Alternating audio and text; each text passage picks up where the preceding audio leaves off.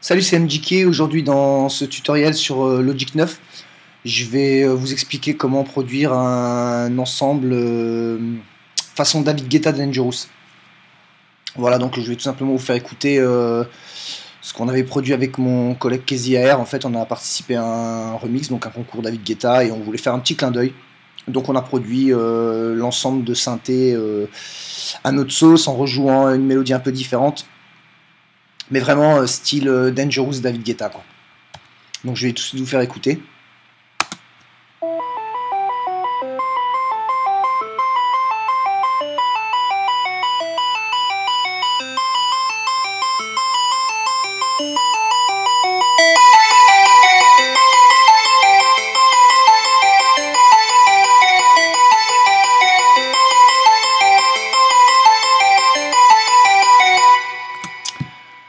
Voilà, donc on va tout de suite maintenant procéder à la construction, tout simplement. Je vous montrerai pas les pistes MIDI, puisque c'est des pistes qu'on a jouées nous, et c'est des pistes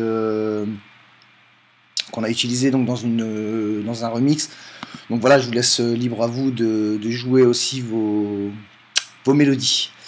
Donc voilà, on va tout de suite procéder à la construction. Donc je vais me placer tout en bas. Je vais garder les pistes parce qu'il y a beaucoup de manipulations. Donc si jamais j'ai besoin d'un repère au cours du tuto, je préfère garder ce que j'avais déjà fait auparavant pour préparer le tutoriel. Voilà.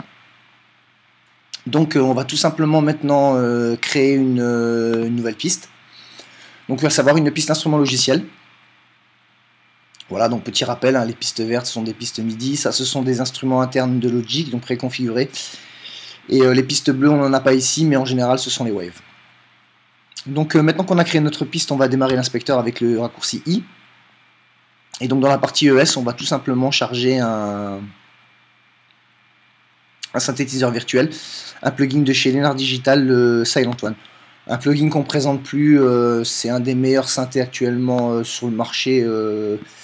Bien sûr, ça n'est que mon opinion, mais enfin pour ma part, personnellement, je trouve que c'est un des meilleurs avec Massive et Nexus. Voilà, donc on reste dans la première banque d'origine, hein, tout simplement. Et on va chercher une lead qui s'appelle Hands Up D3, je crois. Voilà, Hands Up D3, qui veut dire les mains en l'air D3, tout simplement. Voilà, donc une fois qu'on l'a chargé, on va juste ajouter l'effet de reverb. Voilà. Et donc, une fois qu'on a réglé le synthé, on va maintenant juste lui rajouter un petit effet, un filtre donc de Logic, un autofilter, voilà. Et donc cet autofilter, on va le préconfigurer sur un réglage qui s'appelle Always Rising Filter. Voilà, et donc on va tout de suite ensuite le configurer en 8 mesures, en 8 bars, donc ça veut dire 8 mesures tout simplement. Donc là on vérifie que le waveform donc il est bien montant, donc il va s'ouvrir. On va baisser un petit peu le cutoff à 60% et on va diminuer la résonance, je dirais à 14%, ça devrait suffire parce que sinon ça va vraiment crier beaucoup trop fort. Donc maintenant on va juste, je vais juste dropper mon fichier MIDI ici, voilà. Je vais mettre cette piste pardon, en solo. Et je vais envoyer, je vais vous le montrer. Voilà, j'ai créé préalablement un bus, mais je vais tout simplement le recréer. Donc je vais tout simplement envoyer un départ vers un bus 2. Voilà, donc je rappelle que toutes ces pistes-là, je vais les appeler nulles, comme ça vous vous rappellerez bien qu'on ne les utilise pas pour le moment.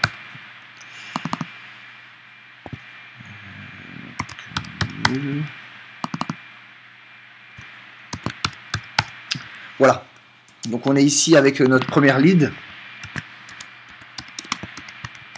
Voilà, donc la lead David Guetta.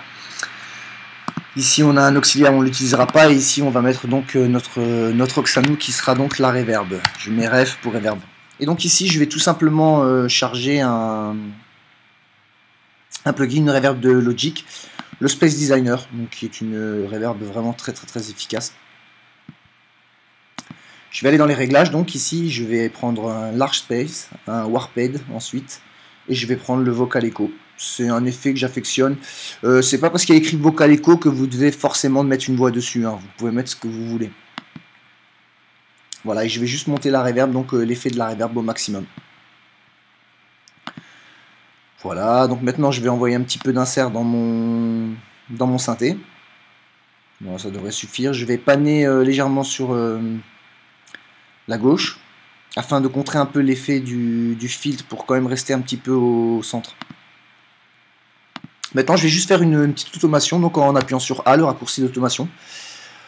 Voilà, donc je vais baisser mon synthé à moins 17 dB.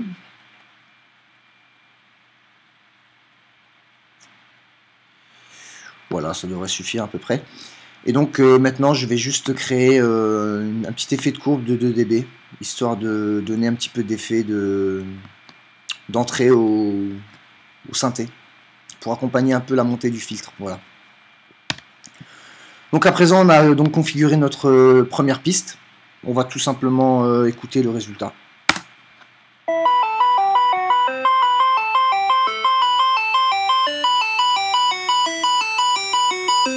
Voilà, donc là on a un tout petit souci au niveau du réglage du filtre, donc je vais juste vérifier.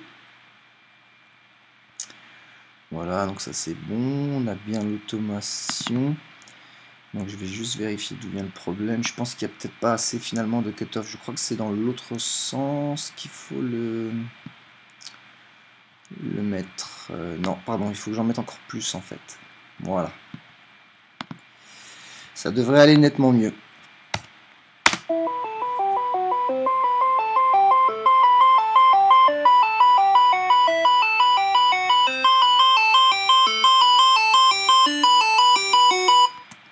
Voilà, maintenant donc on a donc notre premier effet. Donc ce qu'on va faire maintenant pour créer la deuxième piste que j'avais créée ici, c'est très simple. Vous allez tout simplement sélectionner cette piste et appuyer sur le double carré ici, là où je clique. Et ça va tout simplement vous dupliquer la piste. Voilà. Donc ensuite, ce qu'on va faire, vu que maintenant on va supprimer le filtre, donc dans la deuxième partie, je vais tout simplement enlever le filtre, voilà. Et ensuite, je vais revenir le pan à 0. Pour avoir le synthétiseur donc vraiment bien au centre. Voilà, donc comme vous pouvez le constater, la piste est dès lors prête. Je vais juste mettre un petit insert, j'avais oublié de le mettre sur ma préparation avant. Donc c'est pareil, hein, je vais mettre un départ vers le bus. D'ailleurs, il est déjà mis puisqu'on a créé un duplicata direct de la piste. Donc voilà, et maintenant on va tout simplement dropper un duplicata de la piste. Bon, moi je vais le prendre là d'ici puisque je l'ai déjà préparé, mais vous aurez juste à dropper un duplicata de votre piste. Voilà, donc maintenant on va s'écouter le résultat.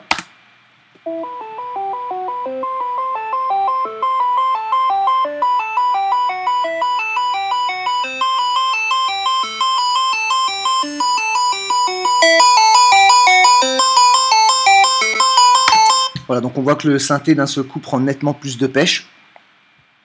Et donc maintenant ce qu'on va faire, on va créer des accompagnements. Donc on va tout simplement créer une nouvelle piste instrument logiciel. Voilà. On va démarrer l'inspecteur donc avec le raccourci I. Et donc ici on va charger un piano donc de Logic tout simplement. Et moi je vais prendre j'ai pris un keyboard. Non pardon, j'ai pris un acoustique piano. Et je crois que j'ai pris le Yamaha ou le Steinway Piano Club, je crois que c'était. Je vais vous dire ça tout de suite. Oui, c'est celui-là, je reconnais tout de suite l'équaliseur qui correspond en fait. Donc ce qu'on va faire ensuite, on va tout de suite démarrer l'équal justement. Et moi je vais tout de suite faire une petite modif parce que ce piano a tendance à vraiment crier quoi. Donc je vais tout simplement dropper ma piste de piano. Voilà. Et je vais la travailler en solo histoire de voir un peu déjà ce que ça donne. Je vais boucler donc avec le C, voilà.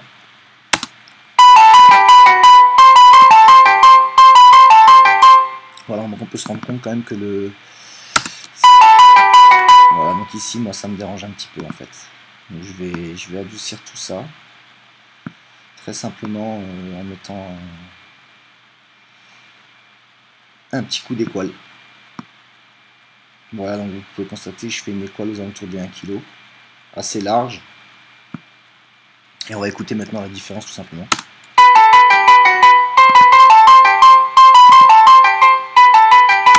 on sent tout de suite que le clavier a été quand même nettement atténué. Donc ensuite, moi, ce que j'ai fait, j'ai supprimé la reverb, le Space Designer, je l'ai supprimé, tout simplement. Et ensuite, j'ai ajouté un compresseur. Donc voilà, j'ai mis un compresseur, et ce compresseur, en fait, je l'ai réglé tout simplement sur Keyboard, et j'ai mis Aggressive Piano. Voilà, parce que je veux que le piano, il patate vraiment, quoi. Tout simplement, et maintenant, on va pouvoir commencer à baisser nettement le volume, car le piano va vraiment nettement envoyer plus, quoi.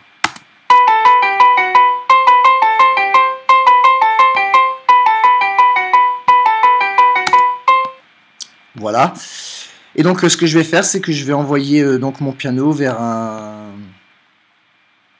le bus de la reverb, donc tout simplement, et je vais l'ouvrir un peu pour envoyer un peu de reverb, histoire de le rendre un petit peu plus joli. Voilà, moins 17, ça devrait suffire.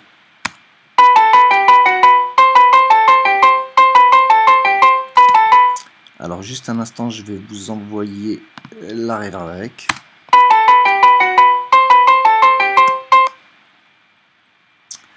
Voilà, donc maintenant on a construit notre piano. Je vais juste jeter un coup d'œil sur mon... Voilà, c'est bien ce que je pensais, on n'entendait pas la reverb. Donc voilà, je vais remettre ma sortie stéréo. Voilà, tout de suite ça va aller beaucoup mieux.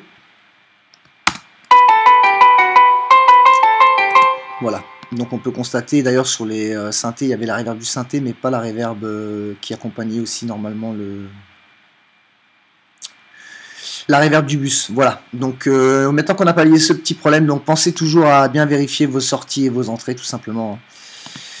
Donc on peut dès lors maintenant se concentrer sur la prochaine piste, à savoir la piste de violon qui se trouve ici. Donc c'est tout simple, pour ce faire j'ai créé donc une nouvelle piste instrument logiciel. Voilà, et donc j'ai sorti l'inspecteur, donc le I. Et ici j'ai choisi donc un pop string et j'ai pris le Silky String section. Attention, hein, je précise que c'est pas forcément ce que David Guetta a fait. Moi j'ai juste cherché les sonorités et à essayer de ressembler à ce qu'il avait fait sur Dangerous, tout simplement. Voilà, donc on peut constater ici que le violon se charge tout seul de lui-même avec tout un preset. Donc le violon c'est pareil, hein, on va l'envoyer dans le bus 2, donc notre bus de reverb. Et pareil, on va lui mettre aux alentours des moins 17, moins 20 dB, moins 20 dB, ça devrait suffire. Donc là je vais dropper ma dernière piste, tout simplement. Et donc on va écouter maintenant le violon. Donc je vais tout de suite baisser le violon parce qu'il sera quand même assez fort, je pense.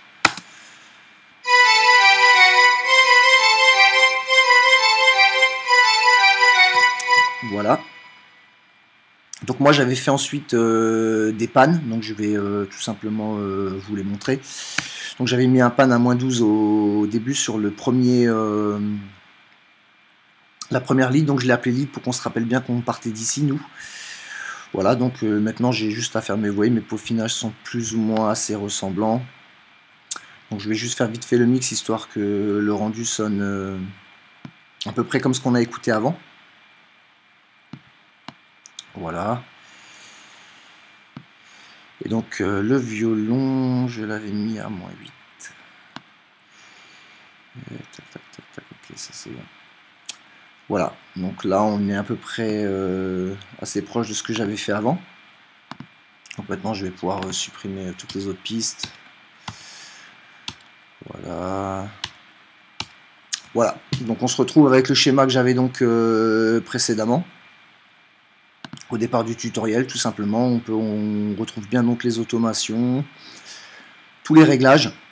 Je vais juste supprimer voilà celui-ci, j'en ai plus besoin non plus. Donc voilà. Et maintenant on va tout simplement... Ah oui, les panoramiques, pardon.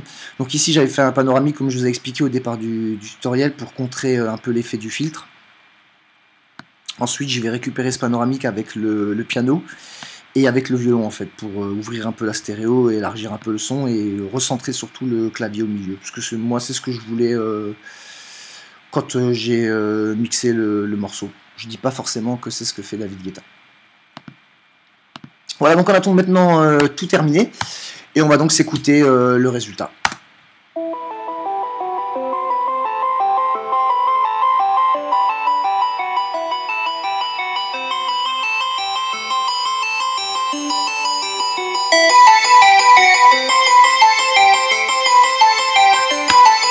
Voilà, petite précision, j'ai fait une petite erreur ici, j'avais pas mis de départ.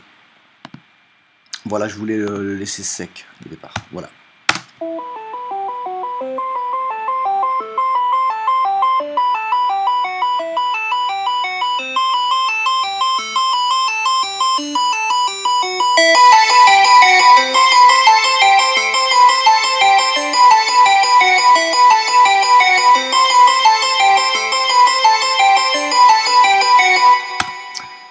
Voilà, donc je précise que si j'ai pas mis de reverb au départ, c'est parce que je voulais laisser l'effet de filtre propre, pas accentuer les effets inutilement, pour éviter de foutre du bordel dans le mix, et surtout pour donner un effet d'ouverture vraiment d'un seul coup, que le son s'élargisse au niveau de la stéréo, au niveau de l'effet, donner une vraie impulsion.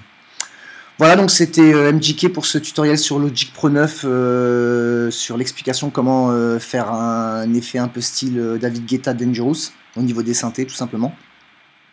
J'espère que ce tutoriel vous aura plu et je vous invite à vous abonner à ma chaîne et je vous dis à très bientôt pour un prochain tutoriel.